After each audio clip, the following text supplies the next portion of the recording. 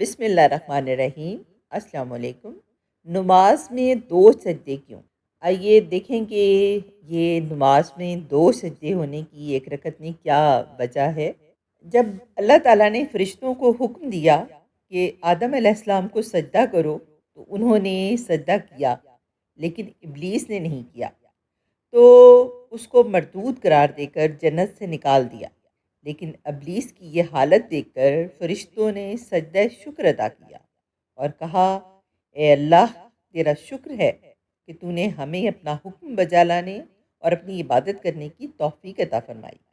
اور وہ دو سجدے آج تک نماز میں ادا کیے جا رہے ہیں۔ نمبر 1 سجدہ حکم اور نمبر 2 سجدہ شکر۔